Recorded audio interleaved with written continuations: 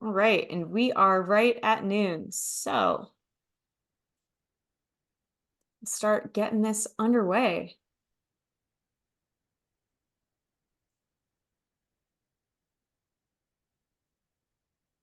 Hey, everybody, and welcome to um, to another amazing brown bag webinar here from the Utah SHPO. So I'm Elizabeth Hora. I am public archaeologist here at the SHPO. SHPO stands for State Historic Preservation Office. And we are absolutely delighted today to be welcoming Matt Stirn.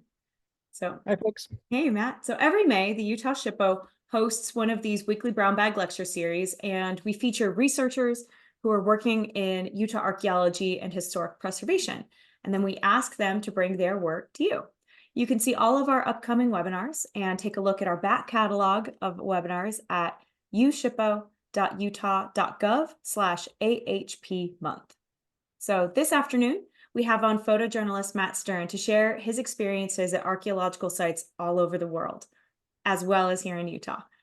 And I could tell you as an archaeologist of about 20 years that what Matt does is every archaeologist's dream job. It sounds amazing. So before we dive in, let's talk a little bit about how to participate in today's presentation. Even though it's 2024, and I'm sure everyone is old hat at Zoom webinars, I like to make sure that we've just covered our bases. So you guys automatically have your video and audio turned off. And at the bottom of your screen, you will see a Q&A panel. You can use this at any time to ask questions of Matt or myself. Matt and I are going to be able to see your questions once you send them, and we'll try to answer as many on air live as possible. Matt also has the option to click, I will, write this up, and he may opt to write a response as well. We will, like I said, do our best to answer every question, leave no question unanswered. Time depending. We also have a chat panel where you can interact not only with Matt and with me, but with other audience members as well. I expect that there's going to be a lot of instances where you guys are going to say, oh, I wish I went there. I have gone there, and be able to share some of your own experiences. I love that. I love seeing it. And I know that we've often had some really great conversations in our chat. So don't be shy. So like I said, there's going to be a period at the end for Q&A. There's a third way that you can ask questions too. In addition to chat and our QA box, you can also opt to click raise hand, and I can take you off mute and you can use your own voice to ask questions of Matt. And just let me know when you want that, and I will turn your microphone on. I'll try to get you in the queue with everyone else. I do try to take these in kind of consecutive order. Okay, now that all of our housekeeping is out of the way, today's presentation will introduce you to Matt Stirn. He is a photojournalist and archaeologist based in Jackson Hole, Wyoming, and Boston. He holds a graduate degree in environmental archaeology, and he focuses on stories that are related to culture, history, and environmental conservation. Matt is contributing editor at Archaeology magazine, and he has written and photographed over 36 featured stories for publications like Smithsonian Magazine, National Geographic, New York Times, BBC Global News, and Geo. So kind of a big deal. Today, he will share with you how he got to where he is. And you can bet that there are going to be some incredible stories and really stunning visual aids. So Matt, thank you so much for joining us today. All And right, you thank can you. take the mic and share your screen whenever you're ready. Fantastic. And yeah, this is a dream come true. Absolutely love talking about this kind of stuff, and can't thank all of you enough for being here.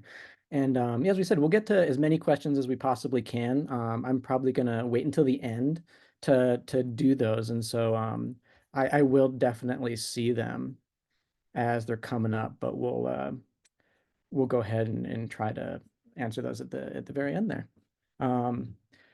So yeah, thanks again for joining us today. So this talk today is going to be a little bit different than some of the others that I'm sure you've seen on here. It will be archaeology, but today is less about ceramic time periods or dates or excavation pits and things like that. But it's more about how I took a non-traditional path to where I am today, from working as an archaeologist in the Rocky Mountain West to covering and talking about other people's archaeology stories all around the world. So being a photojournalist is definitely a varietal experience. I've often said that my largest obstacle in my career and maybe even life is that I'm just too darn interested in too many things. I maybe will never be an expert in one thing, but I'll be moderately adequate in many things. And so being a photojournalist is a great career in that it allows you to really explore a wide breadth of material, whether that's photographing environmental conservation in Wadi Rum in Jordan, photographing a mountain gorilla family in Uganda, river otters behind my own house in Jackson, Wyoming, or maybe even a rice paddy in northern Sumatra. There's interesting stories out there to be told. And throughout the year, I work for magazines and newspapers doing a pretty wide range of them.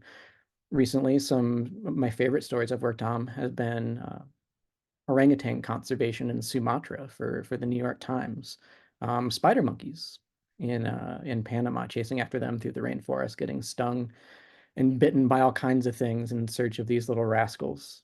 Every once in a while, I get the absolute honor of telling stories about my own home. This is actually, it's just at a screen there in the bottom of the trees is where I'm zooming from you right now on my family's ranch in Jackson, Wyoming. I get to tell stories about tea in Malaysia, driving up the coast of Malaysia for the BBC. I get to tell stories about food for Greek magazines.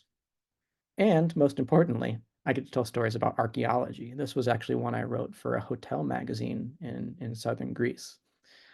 And if you haven't noticed, a lot of regardless of what I'm doing, almost everything I write about, take pictures of, comes down to history and culture. No matter where you are in the world, history and culture provides the context to where we are and what we're seeing today. And so in almost everything I do, I try to take my archaeological background, um, my years of experience doing traditional environmental archaeology or research archaeology, and applying that to tell interesting stories about people doing important work around the world. And so again, this was an interesting transition. Not every archaeological researcher goes into a career of photography or journalism. And so I thought I'd talk a little bit about how I got there myself before diving into a couple stories in the African Sahara and then one a little bit closer to you guys in Utah. I like to say that I first began archaeology when I was 13 years old. That's when I became a professional archaeologist. Here's me doing that in Wyoming.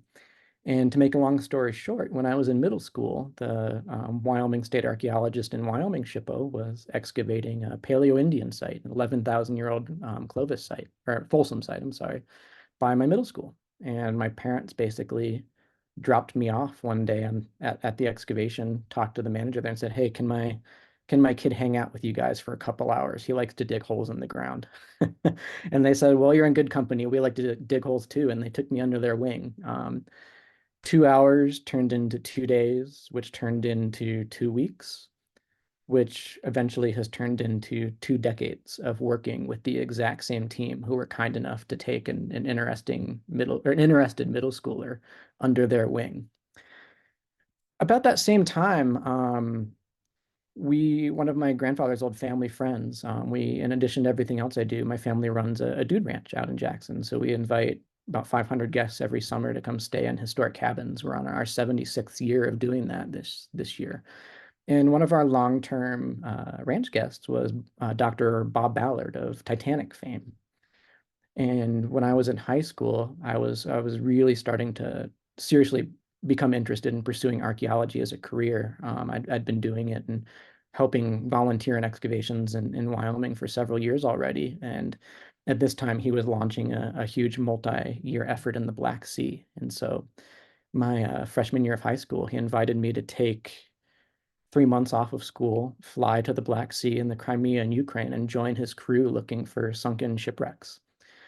And it was really on this trip. I mean, doing archaeology in Wyoming was amazing enough, but traveling to the Black Sea with a world-renowned team was something that just totally changed my world. It changed my perspective on what archaeology, travel, and gaining multiple perspectives on things could do. Um, And I wouldn't know until years later how important that trip was in developing my interests. But after that, I went to college, came back to Wyoming, and my long interest in doing archaeology as a researcher was the archaeology of high altitudes. For a long time, nobody had looked in the Rocky Mountains, especially in Wyoming, for prehistoric sites. There was a long tradition of archaeologists standing in the basins, excavating sites, looking up at these towering peaks covered in snow, saying nobody in their right mind would live up there. And so nobody looked.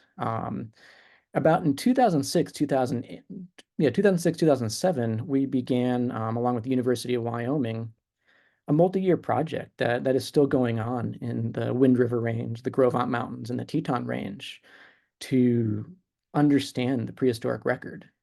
Because previous researchers hadn't looked up there, we had this amazing opportunity to kind of have a blank canvas for archaeological research, and that's really uncommon for a field that's been around for so long. One of our main interests was finding prehistoric villages in the Wind River Range. We found one called High Rise Village, which was the most famous in 2006, and that had about 150 house pits at 12,000 feet where families of Shoshone sheep eaters would live every summer. Find artifacts like a soapstone bowl on the left, beautiful chipstone lance point on the right. And over the years, we continued looking, and we've since found about 25 of these villages up high. This is up at High Rise again. And doing surveys over the years in the mountains was just a phenomenal experience because we would pack in with cowboys, with strings of horses and mules and camp essentially for a week or two or three or even a month, several stints throughout the summer in these really remote areas. And it was just absolutely breathtaking terrain and just fascinating to learn about this kind of marginalized section of North American prehistory. But as you'll notice here, I took a lot of pictures while I was doing this research. Whether I was a student working on a field school, or I was teaching a field school, or years later I was directing my own projects, I always had my camera in hand. I wasn't really into professional photography yet. I just really liked taking pictures, and we were working in such beautiful spots. I found it hard not to document what we were doing. I mean, when you're camping in a location like this, it's just hard not to take a really beautiful picture. Here's us in the Tetons recording a 10,000-year-old Cody complex site at 11,000 feet. This was the discovery of a soapstone bowl that our camp cook had found when she was sitting on this boulder drinking tea and tossed a tea bag behind her. And she felt bad about littering, so she reached behind her to pull it out and discovered that it had fallen in a cached Shoshone soapstone vessel that had been left there. A Cody complex, a 10,000-year-old Alberta point. And so as we were doing more and more work over the period of about 10, 15 years, we would occasionally get press releases about discoveries we had made, or we would try to get our work out there. I mean, we were doing the regular thing, publishing in journals and doing reports for the Forest Service who we were coordinating with. But like any good archaeologist does, we tried to share our work beyond that.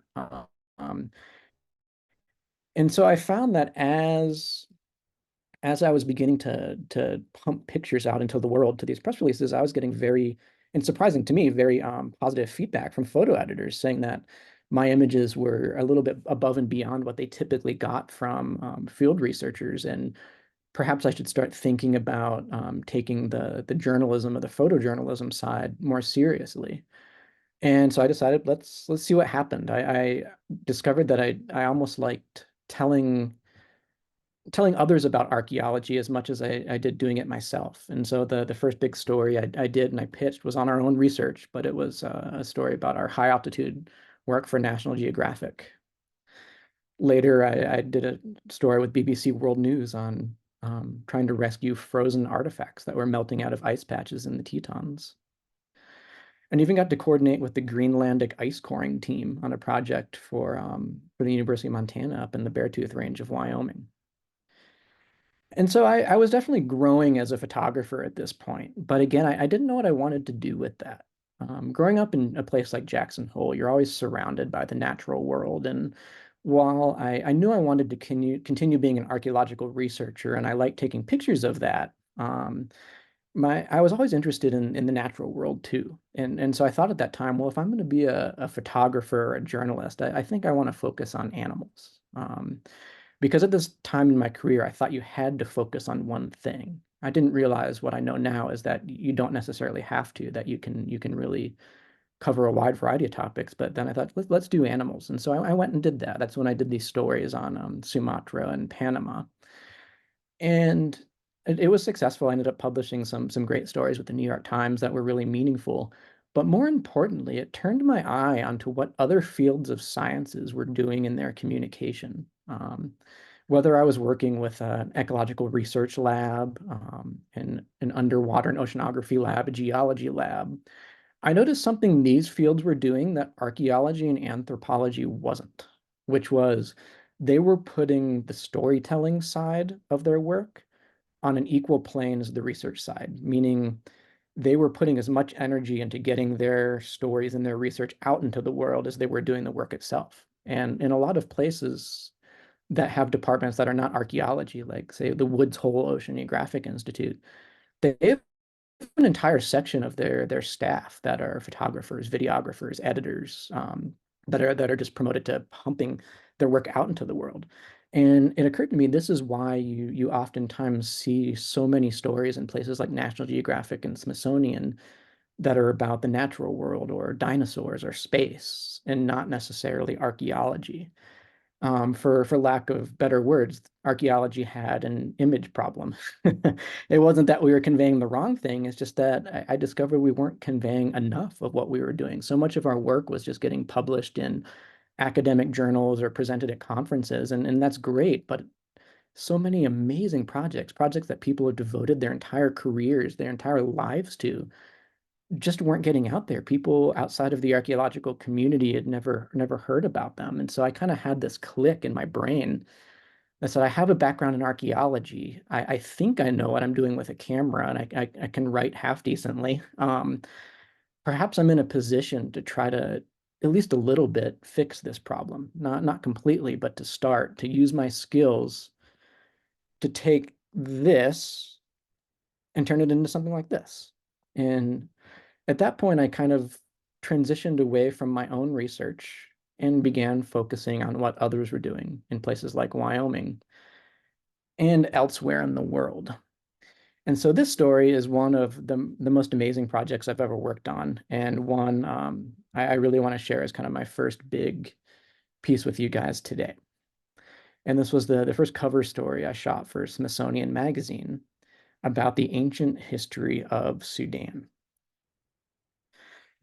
So I first read about Sudan. I remember when I was like 7 years old, sitting in, I think I was sitting in a dentist's office waiting for my appointment. I opened up one of those kids' books that were the whole history of the world, and I opened up to this, and I remember distinctly in my mind seeing this amazing scene of camels and pyramids in the distance, and it kind of stuck with me over the years until 2019 when a colleague of mine from grad school, his wife, helped design a new museum in Sudan. And I just kind of on an inkling sent her a message on social media saying, I think your work is fascinating, and who really at that time had heard a lot about Sudanese history.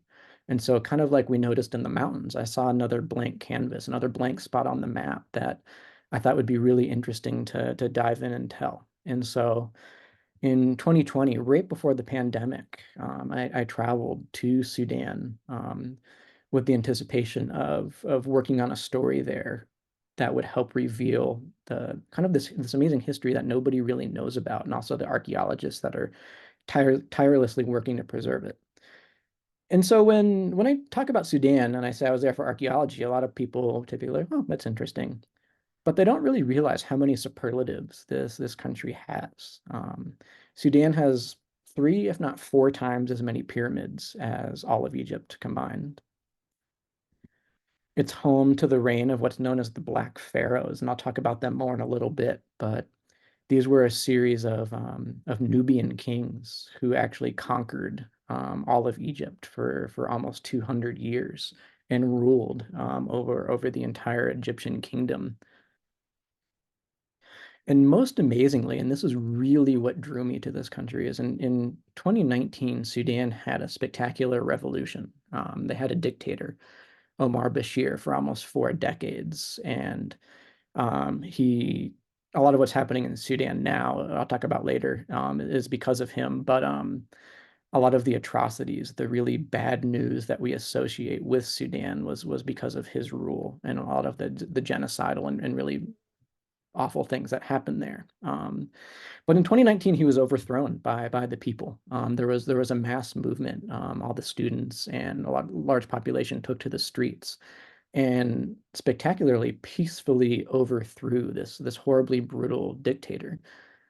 But something I noticed throughout this whole process, as I was watching it play out in the news, is that they were using symbols of their ancient history. They were using symbols of ancient Nubia, the ancient kings and queens of Nubia, as their main propaganda, their main symbols for this peaceful protest. And I thought that was really, really fascinating.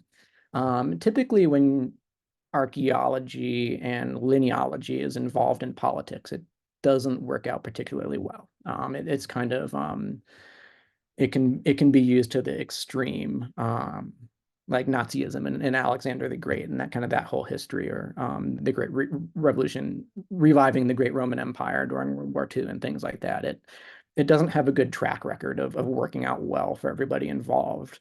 But in this instance, in the instance of Sudan, it did. They successfully overthrew one of the most brutal dictators in Africa using ancient symbols of the kings and queens of their ancestors. And so I wanted to go to Sudan, tell a story that revealed its amazing history from the earliest people there up until this revolution had occurred. And so in spring of 2020, we went. I flew into Khartoum. Had made several contacts before I left here, and was met on the tarmac of the airport with exactly what the most stereotypical welcome to a war-torn African country. Guy in fatigues, big aviator glasses, with an AK-47, holding a sign that said, "Mr. Matt, we welcome you," and got a diplomatic escort through customs, press credentials, and got all the permission we need to travel around the country following the history of or the path of its amazing history. So here are just some shots of us tea houses. This was on a tea house and a kid serving tea to long haul truckers along the road from Cairo to Khartoum, the Nile River. So the first stop we made, as I mentioned, I wanted to start at the very beginning of Sudanese history. I wanted to tell the complete story, or at least as complete as I could. And when I was first there, I didn't know what story. I had an idea of what I wanted to tell, but I didn't know enough about it because it was so hard to find good, reliable information on Sudan, at least from the U.S. That I kind of just wanted to go and explore and follow my nose and see how it organically.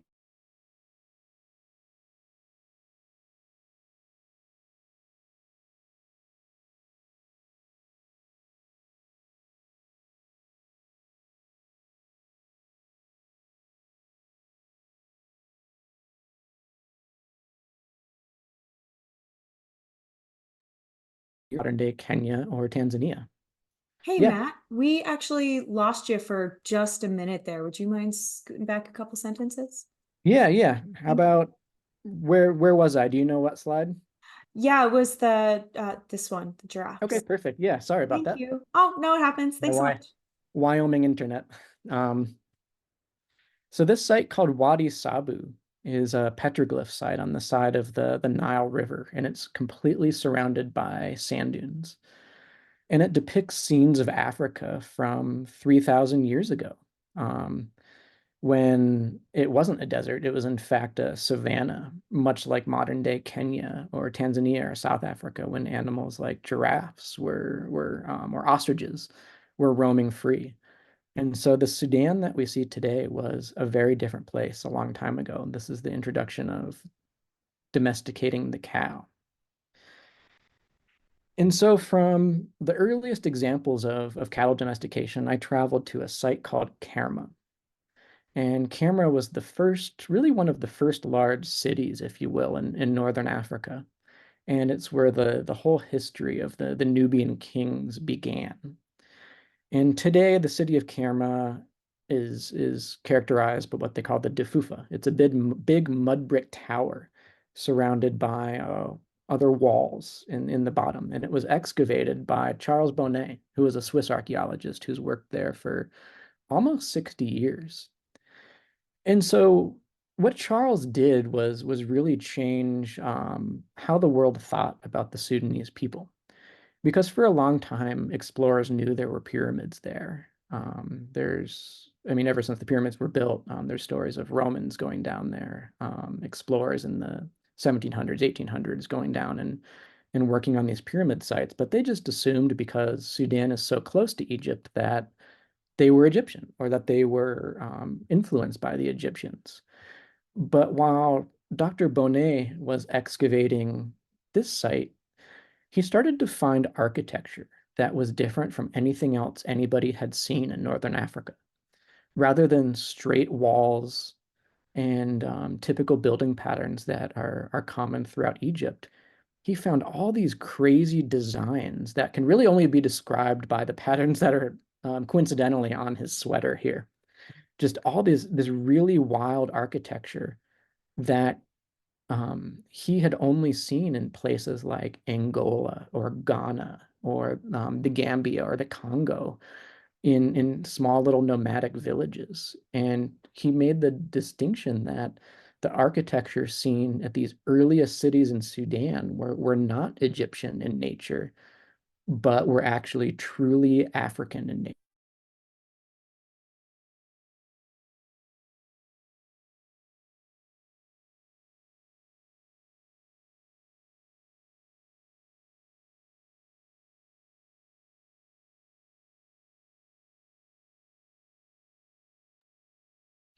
Looks like Matt's Wyoming internet is a little unstable. We'll wait. Oh, there you are. Hey, Matt. Oh, sorry about that, guys. Sites that were truly African in nature. Yeah, so he discovered.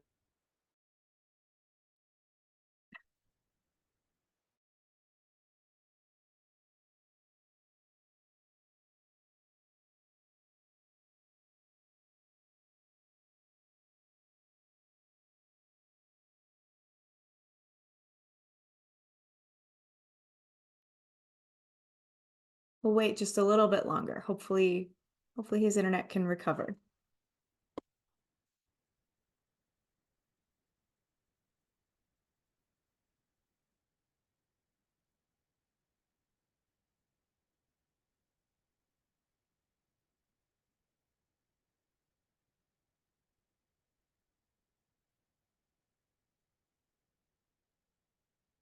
All right, and I think it looks like, oh, he's back on.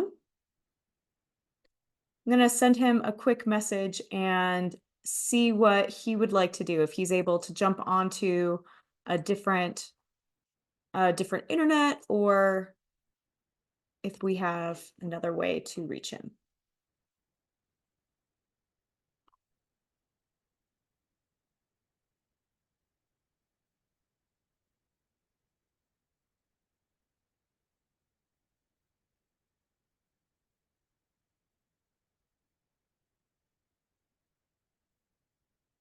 Everybody, this is really cool. I really love it. I had an opportunity to work in Egypt myself at one point, and I have always really loved um, the the Sudanese sort of North African expression of what was going on historically at that time. So I'm also dying a little bit.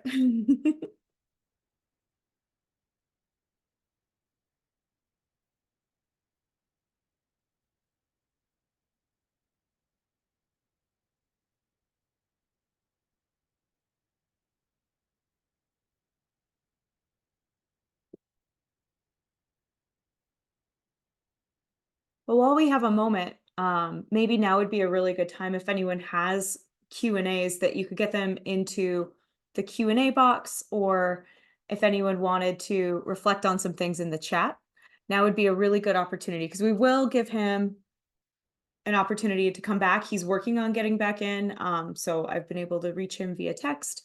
So it's just the sort of thing. If you live in, remote areas of the country or the world, it can be a little bit difficult to always have great internet connection.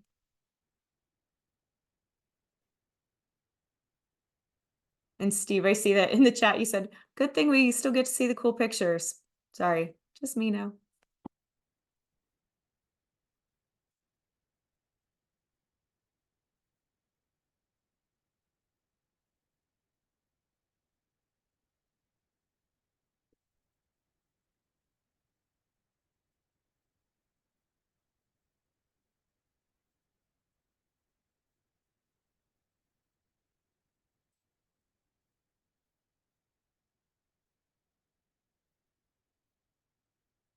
So while we're waiting for Matt to come back in, I'll just have this up as a placeholder. Yes, Kathy, I see that you have your hand raised. You should be able to unmute. Thank you. I'm wondering how you got Matt to come talk to you. I'm with the Oregon Archaeological Society, and we'd love to have him as a speaker. I will for sure pass your information along to him. So he's worked with my boss, Chris Merritt, out at Terrace.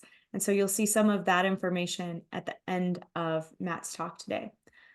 So Chris was able to introduce me to Matt. I think I've met him in person once or twice.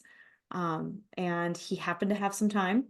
He is extremely busy. He spent, I think, some of this winter overseas. I'm not quite sure where. So if you can catch him when he's stateside, he's really great. And shockingly humble for how accomplished he is. Thank you so much. Appreciate it. Yeah, Kathy, I'll put my email address in the chat in case we don't get Matt's. Go ahead and shoot me an email and I will try to connect you guys. Thank you. Will do.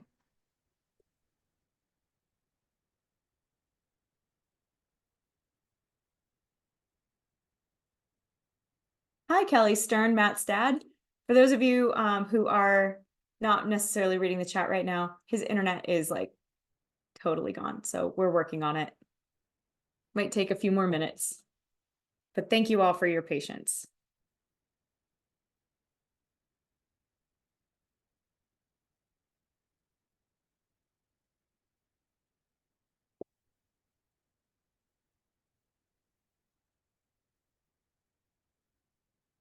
And Jacob Crane asks, could he call in? Yes, that is an option for sure.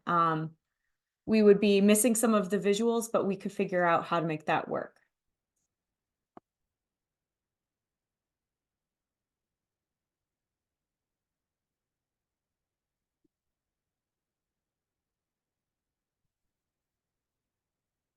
All right, Kelly, so since your internet is working great, if Matt is coming to your house, since you're already on, I can go ahead and make you a panelist if Matt is able to plug his presentation into your computer. If not, if his computer's already on, he can use the link that's already available. So whichever one's easiest and fastest for you guys.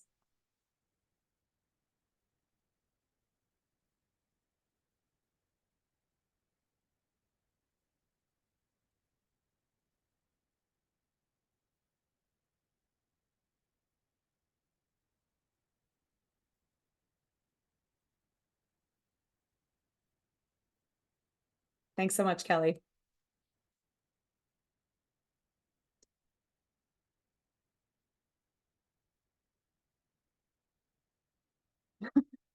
Thank you for the updates. I love it.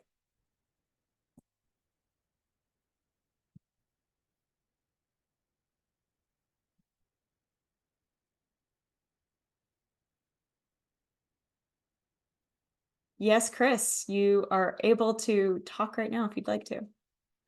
All right, well, I'll fill a little bit of dead time while we're doing this. So hey everybody, this is Chris Merritt. I'm the Utah State Historic Preservation Officer, and as Kathy asked, like how we connected to Matt and his wife Rebecca was he was invited to excavations that our office and the Bureau of Land Management were conducting out on the old Transcontinental Railroad grade, of which I see Steve Dudrow on here. Almost did it again to you, sir. He was one of the volunteers, but Matt and his wife Rebecca actually came out and stayed with us for the 2 weeks of excavations that we were doing out at this railroad town. And much like he was mentioning about the Woods Hole Oceanographic Institute, it's one of our office's passions to try to find better ways to get archaeological stories out to the public. And so we were really grateful for Matt to come along and write some amazing stories that showed up in the Smithsonian. And it looks like Matt's back. So I will Hey, stop. folks. Can everybody hear me okay? Yeah, it's great. Thank All you right. so much, Matt. So sorry about that. Our entire Wi-Fi network at our house just went out completely. And so I rushed over to another building on our ranch. So thank you guys so much for bearing with me. Thank you for working so hard to get back on. All right. So I'm gonna talk a little bit about Kerma and see if we can catch up here a little bit. And so I think this is where I started to go out just a little bit, but this site of Kerma is located on the Great Bend of the Nile River in Sudan. So if you were to look at a satellite, image of Sudan and the Nile River from space, you'd see a big S. And this is where the city of Kerma was made. That was excavated by Swiss archaeologist Charles Bonnet. And what I was talking about right when the internet started to get a little wonky was that he found architecture here that was like what you see elsewhere in southern Africa, nothing like you see around the Mediterranean. And so he was the first person who discovered that the archaeology there was connected to Africa. It was not Egyptian in origin. And so even though Sudan has pyramids and temples and things that look just like Egypt, it was actually an entirely separate, very, very closely connected, but parallel culture that was truly African in origin. And so from Kerma was really the birthplace of this amazing culture that developed and turned into what was empowering the revolutions in 2019. This is the pyramid site of El Kuru. El Kuru was a few thousand years after the city of Kerma was made. And it was where in 1069 BC that the Kushite kings, so this kingdom of the Black Pharaohs was called the Kingdom of Kush. That's how they were known throughout Africa and really throughout the whole Mediterranean. And the Kushite kings in 1069 BC declared independence from Egypt. And the power and strength of the Nubians continued to grow at this time. They were basically able to maintain because even though they were separate, the Egyptians had amassed control further south. And so the Egyptians declared independence, and then a few years later successfully invaded Egypt altogether, where they ruled as the 25th dynasty for over 100 years. And the reign of the Black Pharaohs lasted a very, very long time. They actually ruled the entire Egyptian kingdom from Sudan, from these pyramid sites here. These are tombs, but the city nearby. They lasted for quite a while until the Assyrians invaded from Persia and eventually pushed them further back south. So if you were to go into the basement of one of these pyramid tombs, this is what you find. This was my amazing fixer and guide, Hamid, lighting up the interior of this underground tomb. This is a light painting I did of it. And these are so spectacular because they're really world-class archaeological sites. And if they were in somewhere like Cairo or Rome or Athens, they would be crawling with not just hundreds, but thousands, if not tens of thousands of tourists a year. But obviously Sudan isn't on everybody's spring break itinerary. And so it often, at a lot of these sites, we were the only people there. And so while I was photographing the history of Sudan, which was the reason I went, I noticed a parallel story developing, which was as I was traveling around this country that had a reputation that strongly preceded it of being war-torn and dangerous, full of militantism and Islamic extremism and all these other superlatives that were extremely negative. I was met continuously with some of the warmest and welcoming people I have seen anywhere in the world. And so as I was developing this storyline of the history of Sudan, it also occurred to me that I was in this really unique and special place to tell the other side of this country, to share an alternative narrative that was different from the violence and genocide that are the only other times that this place gets in the news. And obviously those are very true, especially today, where Sudan is facing a very, very difficult future. But war and dismay and sorrow isn't the only narrative that exists. And so this is a hotel we stayed at. And it looks much like an amazing boutique hotel you'd stay anywhere in the world. And it's right at the base of Jebel Barkal, the mountain in the background, which is where both the Nubians and the Egyptian believed that the god Amun originated from. And if you were to look to the right from that breakfast patio, you would see these pyramids that we went and photographed under a full moon, just a short distance away. And this ended up being a large spread in that Smithsonian piece. Traveling around, we had to cross the Nile River every single day. If you were to do this in a place like Egypt, there's hundreds, if not thousands, of bridges. In Sudan, there are 3, I think, in the entire country. And so there's an elaborate system of ferries that take you across. We stayed in desert camps out amongst the dunes. Here's a tent. In the background were granite boulders carved with effigies of Nubian kings. We ran into nomadic families. These are true nomadic families who herd goats and cows, and they only ever really stop moving for a couple days at a time when they need to fill their goat skins with water at wells. Because as you always hear that the Nile River is a gigantic river, but the majority of it flows underground in an aquifer. And this is very true, even though the desert looks completely dry and dusty. There's vast amounts of water underneath for the people who know how to acquire it. We met people like Medina, a 102-year-old woman. She was a nomad, and she remembers when the first roads were built across her area. She remembers when the British invaded. And she, other than a few visitors like us, most of them are Sudanese. We drove 2 days across the desert on a 2-track to reach her.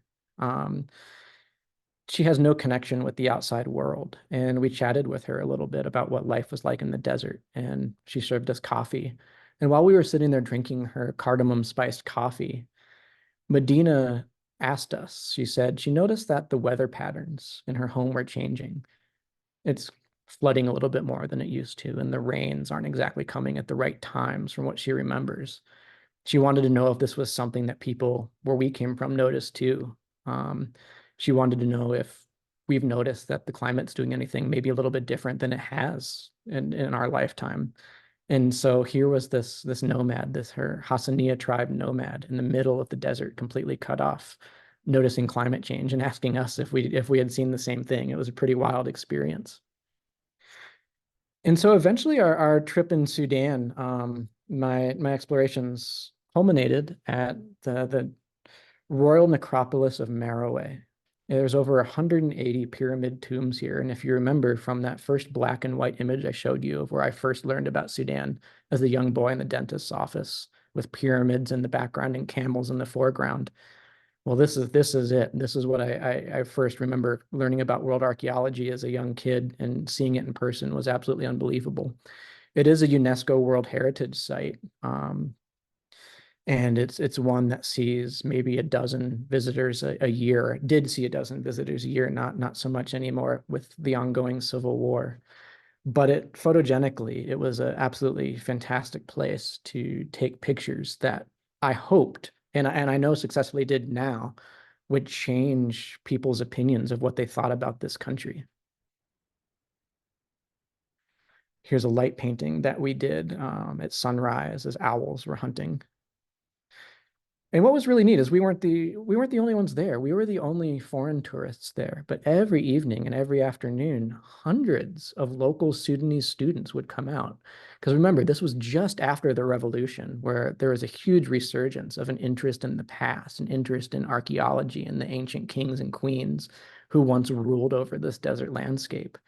And so for the first time ever, Merowe, this site was seeing a massive resurgence in visitation, and it wasn't foreigners, but it was local Sudanese coming to see for the first time what had successfully fueled their amazing revolution. And so each night, as we were out photographing this site, we would just get to sit and chat with local Sudanese students who were even more excited than we were to be there. And that's not something you see every day. That was really spectacular. The future of the site is always uncertain. This is my last photograph I took there. And it was of one of 3 security guards starting his nightly patrol around the 180 tombs. And it's an amazing piece of history, and one that I think really reshapes what we think of African prehistory and or not prehistory, but at the ancient civilizations in Africa beyond Egypt. And it's going to be a really huge effort and hopefully an important one to preserve these. As I'm sure most of you know, Sudan has since fallen into a very difficult period with an ongoing civil war that started just a couple years after I went.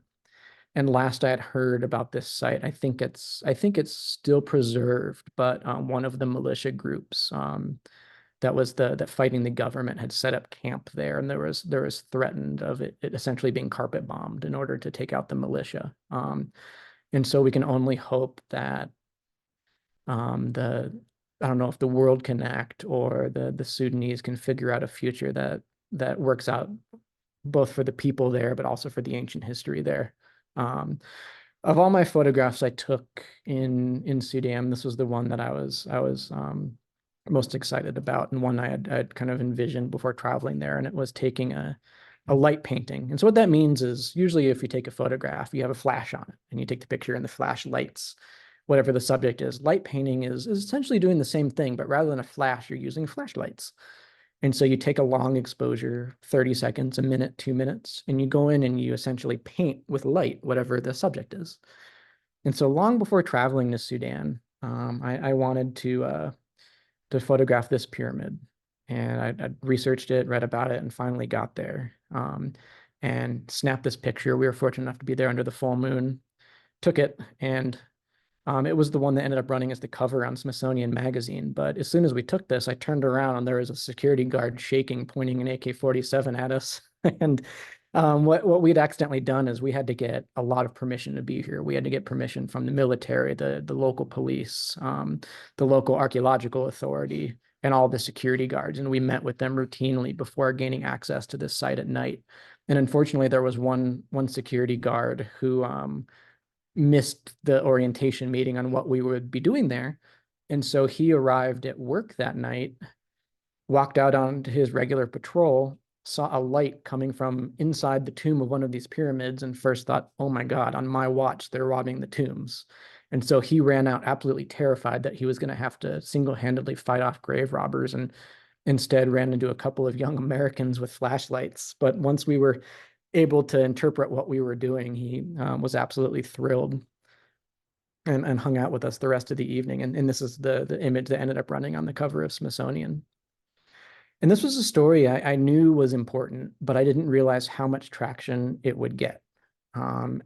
Since I shot it, it has since been published in 6 or 7 different countries and in almost 15 various publications. And it was just an absolutely amazing to see how much traction it got. And people always ask what I remember most about my time there. And it was the people. The archaeology was amazing, but seeing the resilience, the smiles, and just the pure joy and pride that these people had in their country was enough to really make me absolutely thrilled to have gone there and thrilled to have been able to share their story.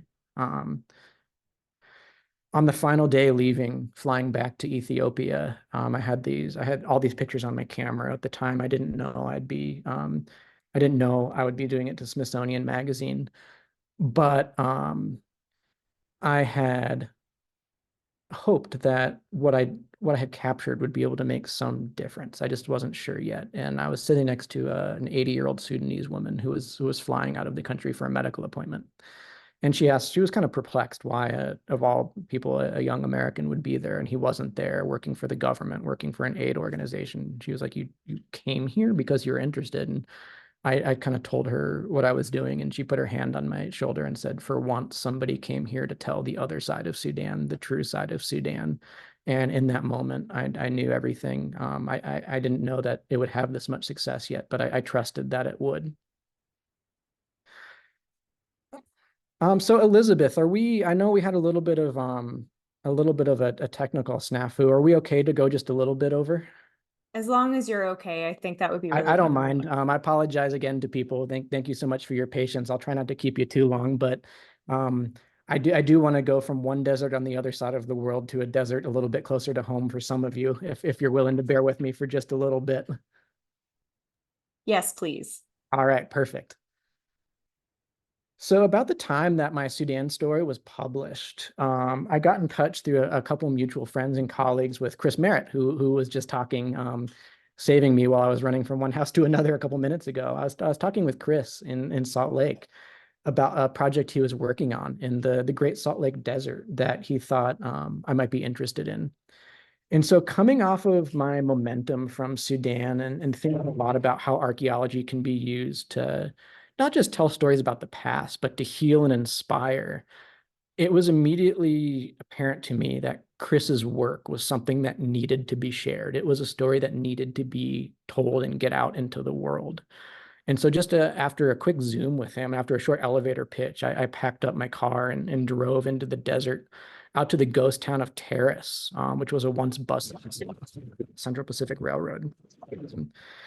I know that Terrace has been talked about a little bit, I think, on some previous online brown bag lectures. And I imagine several of you, at least those of you from Utah, are quite familiar with the amazing work that's being done out there. And so instead of presenting a detailed history of Utah's railroad, I wanted to give you a synopsis of the site and really focus on why it resonated for me as a journalist. It's not always incredibly hard to photograph or write a good story. You can do it, especially if you've been doing it long enough. You kind of run into a routine. But to make a story really work, to make it truly resonate with people, I have always think it helps to have multiple characters and a theme that can pull on your heartstrings. You kind of have to think of it like a movie. The heartstring pull in this story was immediately obvious to me. During the mid 1800s, over 10,000 Chinese immigrants traveled to the Western United States. At that time, they were the largest workforce that our country had ever seen.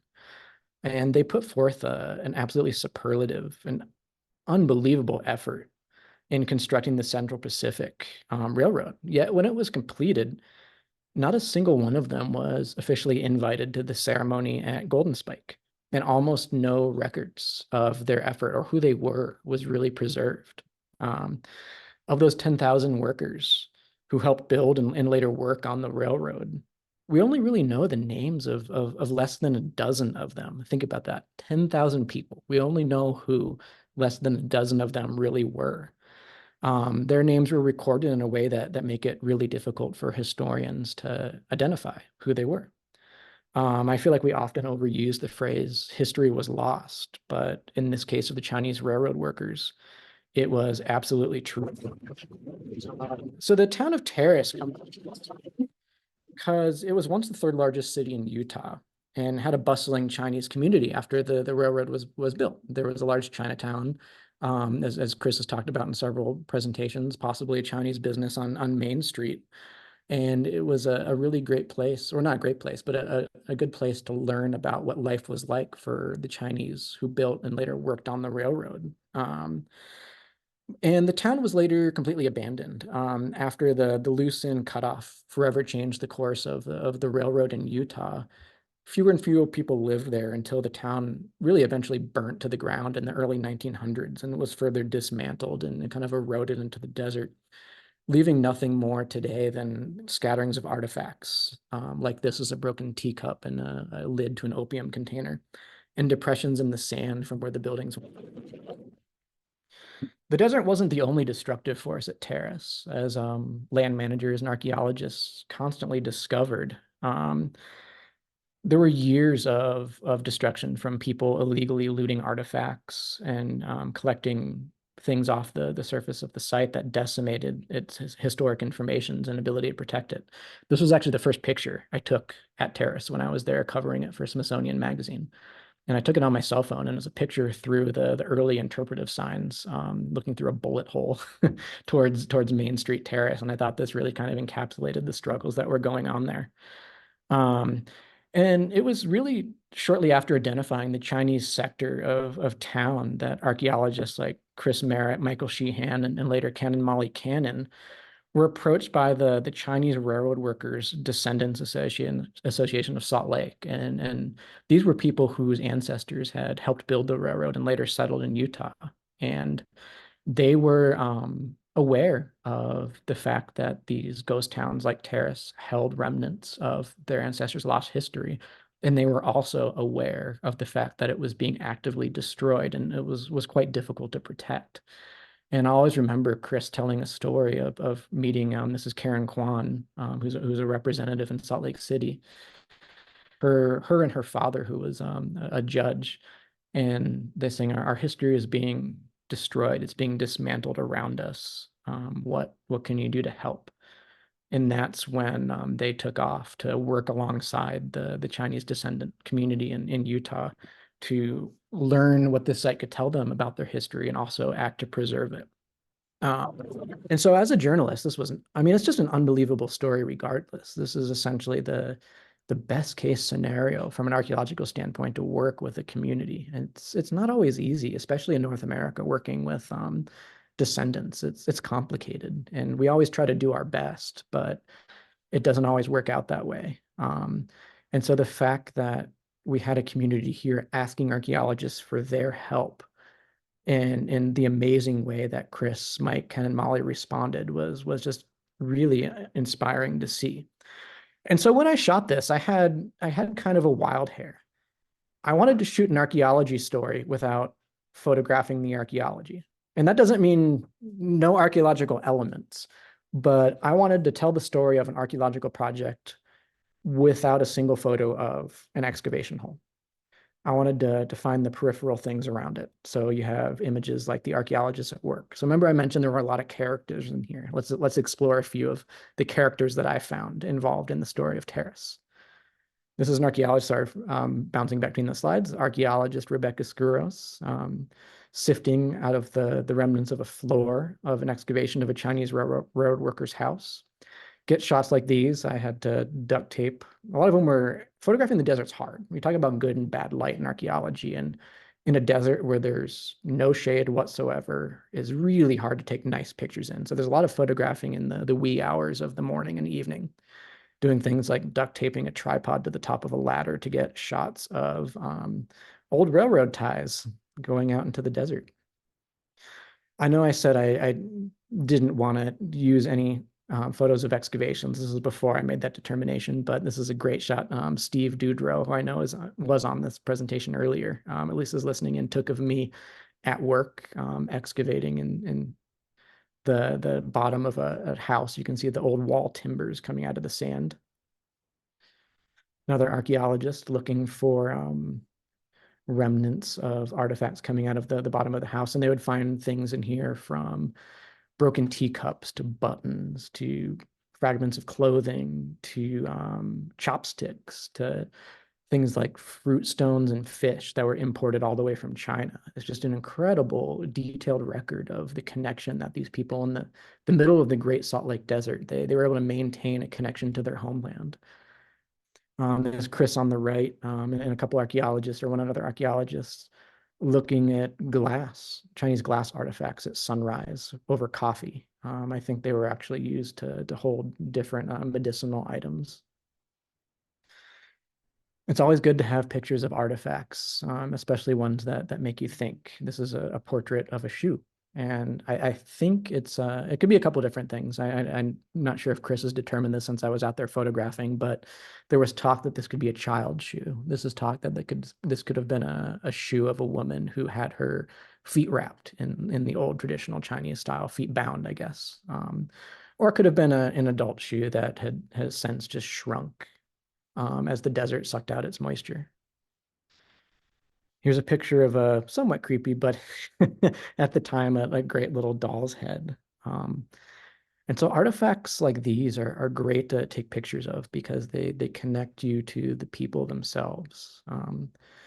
Here's a picture of one of the project directors, Michael Sheehan, looking at a site they found across Main Street that they discovered later on was probably a Chinese business that was on Main Street. And this was a really cool discovery because it showed that not only were the Chinese living there, but ideally they may have been integrated into the town's economy. That life certainly wasn't easy, and there was a lot of racism and very, very difficult to have lived as a Chinese immigrant in these railroad towns. But by discovering a Chinese business like this, the hope is that maybe they got along well enough that they could have worked alongside each other in certain times. I wanted to photograph the process of archaeological discovery. And so this is a picture of a ground penetrating radar looking for a bunkhouse where Chinese railroad workers would have lived. And they actually discovered it by blasting the ground with radar beams. They could see where the walls and the beams were. And I think this is one that'll be excavated in future years. This is another light painting, much like I painted the pyramids. This is a painting of a Chinese soup spoon. This one was discovered a little bit further away. This was from the border of Nevada and Utah, but this was one Molly Cannon was nice enough to lend me to photograph because the ones from Terrace were a little bit more fragmented. But I wanted to take pictures of these artifacts and locations. It's really interesting to think of the contrast here. This was a soup spoon that was made in China, used in China, and brought to this incredibly foreign land. And this was a picture in my mind really personified this. You have this artifact that just doesn't belong here, yet it was its home. And that was kind of how I think about the Chinese immigrants who built this railroad and lived out in the middle of the Great Salt Lake Desert. It's weird to say whether or not they didn't belong. I mean, they certainly did, but it was by no means their home, but it eventually became that. They learned to adapt and to live in this very, very different place. But most importantly, again, we always take pictures of the artifacts and the history and the buildings, but just like Sudan, I was most drawn into the people. This is Margaret Yi, one of the members of the Descendants Association, and her great, great, great grandmother, I think, was a line cook on the railroad when it was being built and likely spent nights or maybe weeks or maybe even months in this town of Terrace. This is a photograph, a portrait I took of her with a good luck offering ceremony. It was an ancestral veneration, remembrance ceremony, honoring her and her colleagues and her friends and her family's ancestors who once lived here. And on the final day of the excavation, Margaret's also known throughout Utah as having the longest, her family used to run the longest operating Chinese restaurant in Salt Lake City. And so as a thank you for all the efforts that this team had done and for documenting the story and for working on Terrace, she's been retired for a while, but she got the old crew back together and brought out a tent and made a full Chinese lunch on the final day of excavation. And I remember chatting with her afterwards as we were cleaning up, and it was one of my favorite quotes of the entire story, where she kind of had this moment of realization. She was carrying a tray of ribs and literally just stopped in the middle of the desert as she realized that she was cooking for a crew of tired, dust-covered workers in the exact same spot that her great-great-great-grandmother had been doing that in the 1860s. And she kind of just paused and sighed and looked around. And I always say when you're doing these stories that resonate with you, when you're as a journalist working on these stories that are truly important, having these moments that click makes you realize that it's a story worth telling. And it was chatting with Margaret that really solidified that in my mind. This was the final picture I took at the entire excavation. And it's of all the members who are out there of the Chinese Descendants Association filling in the final excavation at the end of the season. And more work will be done out there. I know Chris and Mike plan on returning there into the future as they continue to tell this important story. But for me as a journalist, this was kind of the cap, the end of the story in my mind, where you have the descendant community out there participating and kind of filling it in once, filling in the pieces and kind of putting the cap on it once all of the amazing work had been done by the archaeologists. And so by working on these stories for Smithsonian, this story ran as a large photo essay in 2022 for Smithsonian Magazine. It was my second piece for them. And so thinking between Sudan and Terrace, I've really come to the discovery of working on these different projects over the years that successful archaeology, whether you're a researcher or a writer covering it, should be the means to an end, to something greater and impactful. Making discoveries and learning about the past is undoubtedly important and absolutely fascinating, but it's often all too easy to get caught up in the world of academia and focus on the data, the radiocarbon dates, the peer-reviewed publications, the conferences. And making the transition from a researcher to a journalist was certainly a big change for me. But I'm forever thankful that it allowed me to expand my focus and perspective to see how archaeology can make big impacts in the world, can heal communities, and even on occasion spark a revolution.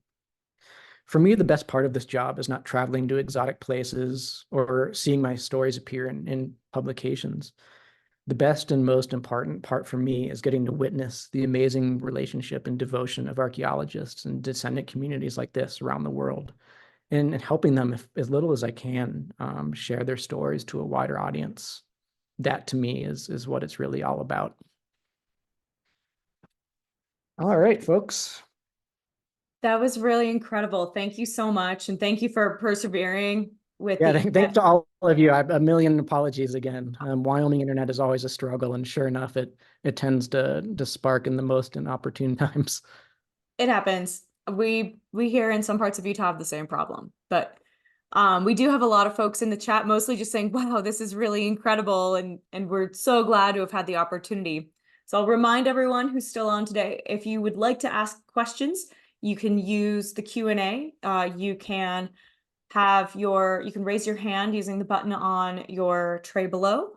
And then you can also use the chat as well. So Matt, I guess I have some questions while we're waiting for folks. Did you actually meet Charles Bonnet? Yeah. Oh, that's Yeah, amazing. we did. Yep. That's really incredible because he's been kicking around for a very long time. Yeah, he's older. He was 89, I think, the year I met him, and that was his final year working in Sudan. And so we actually showed up unannounced on the final day of their field season, which for any archaeologists know is absolutely insane, because that's when you're trying to do all the work that you need to do, like a week's worth of work in like 3 hours, when you're trying to finish everything. And we showed up, and he was kind enough to invite us in for tea and juice and actually sit down and do an interview and take pictures and take us out to the site. And so he was a really wonderful person to chat with. And so I actually did do a story separately of Smithsonian on camera, where I talked a lot with Bonnet, and that's in Archaeology Magazine. And I think that one's free online for anybody who wants to look at that. Fabulous. Thank you. Steve Deborah, who I think you do know, wanted to know if you could touch on how you take care of your equipment in challenging environments like the desert. Yeah, absolutely. So I'm notoriously pretty cavalier with my equipment. I've taken my cameras to to Sony. I shoot all kinds of cameras. I shoot Sony, Nikon, and Canon, but I once took my main Sony camera to the rep and asked him to clean it, and he said I should be embarrassed with the condition it was in. So it's always difficult. But so a lot of my work, whether it's deserts like this or shooting in rainforests where there's a lot of humidity, is always difficult. I just try to pay good attention to dust and cleaning it. I'll always carry, if I'm not traveling abroad, I'll carry a little keyboard cleaner, the little blaster with me, and just make sure dust isn't in there. And then in really difficult places, I'll try not to ever take my camera apart unless I absolutely have to, which means I keep one lens on the entire time. I don't open the memory card or the battery thing unless I absolutely have to, or I'm in like my tent or my car. But that being said, I've really put my cameras through the runner and I've never had a serious problem with them. And so I think they've come a long way in the amount of trouble you can put them through. That's really incredible because I mean, even our field camera from the office, we had to retire it. Yeah, if you bought a nice, nice camera in the last maybe 5 years. They've really come a long way. Like I've even dropped mine into a river and took 30 seconds to fish out, and it kept on shooting. And so they've come a long ways. But again, I might not be the epitome of good camera care. On the same line, Mindy Bird asks, what kind of camera or cameras specifically do you Yeah, use? absolutely. So the Smithsonian story was shot on a Sony, a couple different Sony cameras. I think it's the A1 and the what they call the 7R3, and then the Sudan story was shot partially on that, and also I was working with Nikon at the time, and they sent me a loaner, one of their new mirrorless cameras at the time. But it's funny enough, a couple of years ago, because I've constantly worked with different camera companies and shot a variety of models of cameras. And I was curious, of all my published pictures, what was the most common camera I used? And so I went through and actually over hundreds of images tallied that up. And it ended up being either my iPhone or I have like a little $85 point and shoot Fujifilm camera that I bought years ago. And the reason being, those are the ones I had on me the most. And so obviously the big cameras do a really good job at specific things. And I've taken thousands and thousands of pictures on them and dumped as much money as that into them as well. But at the end of the day, it's whatever I had most often on me, whether it was an iPhone or a point and shoot. And so I don't know. Yeah, I didn't know what to do with that information. I've always thought that was interesting, but it's also kind of inspiring too, because it shows what you can do with what you have and just a little bit of creativity. Yeah, it's similar to the question I was going to ask, which is out of how many photos do you take to get something for, a long form for something like Smithsonian or Nat Geo? Yeah, and so it depends on the story. So both of these Smithsonian stories, for example, ended up running about 15 pictures, I think, and maybe 20 if you add what was published online, because a lot of times they add additional photos online because it's easy. They don't need the print space. And so each of those stories, I probably shot about 5,000 pictures each. Okay, And that's a lot. yeah, and I know other photographers will come back with 100,000 pictures each. I try to be a little bit more selective. I know I take fewer pictures than a lot of other photojournalists do, but a lot of these stories, like the Sudan one I mentioned, the first big time it got published was in Smithsonian, but it's as I mentioned at the very end of that segment, it's been published in so many other areas now, like BBC, Geo, Stern Magazine, all over the world. And so I found that taking more pictures beyond your immediate story when you're on assignment is helpful, because you don't know what it might develop into. Even though you're focusing very specifically on something at the time, you might be able to turn it into other pieces later on that you didn't know about while you were doing it. And so that's why I always try to take more than I expect, with the hope that it'll kind of snowball into more pieces later on.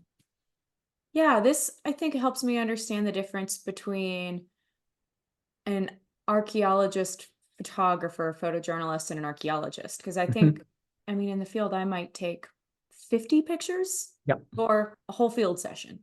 And that was a hard transition for me to make, because the photos that an editor for a magazine or newspaper wants are entirely different than what, say, a supervisor wants for a report. For example, a magazine will never ever run a photo of an artifact that has a scale next to it. And like as an archaeologist, that's like the single most important thing. Like it's a useless photo if it does not have a scale next to it. And so it was learning those nuances that kind of took some time for me to make that transition. Yeah, and putting people in frames, because unless you're Mhm. like, well, unless I'm having my crew chief for scale, I'm going to ask them to leave. Yeah, and that's the same thing if you didn't. So imagine this picture we're looking at. If we took out Chris and the four ladies here and we just had this foundation, this would have never been a picture that ran in a publication. You had to have those layers of characters. But agreed, if you put this in an archaeological report, it would come back and said, switch this out. We don't want any people in it. Yeah, I can't see the And sidewalls at all. so it just depends. Yeah, it's two very different types of storytelling, which both go hand in hand, but you kind of have to have two parallel wavelengths going on when you're doing it. Yeah, it's great that you can be a translator for that, because you've been in the world of archaeology, and now you know so much about the world of visual storytelling and verbal written storytelling. It's really incredible to have you around as a translator. I love it. Oh, well, thanks. No, it's an absolutely, as I said, it's always awe-inspiring to just get to meet people like Chris and these ladies and just see the amazing work they're doing and help to share it just a little bit. Yeah. Well, thank you so much for sharing your time with us today. And thanks to everyone who was able to join us. This Good. was really incredible. I loved it. I learned so much, and I can't thank you enough. All right, thanks, folks. And if anyone is still up for it, we have Archaeology and Historic Preservation Month nights tonight. Tonight we have something with Jason Chupka and the Bureau of Land Management down in the Four Corners area. He's going to be talking about the lands between, which is part of the Great Sagebrush Plain. So that's at 6 p.m. You can find out more at ushippo.utah.gov/AHP month. And we hope to have you all there tonight. And Matt, thank you again so much. Appreciate it. Thank you, Elizabeth. Thanks for hanging in there, everybody. Yeah. Happy middle of May, everybody. See you next time. Bye. Bye.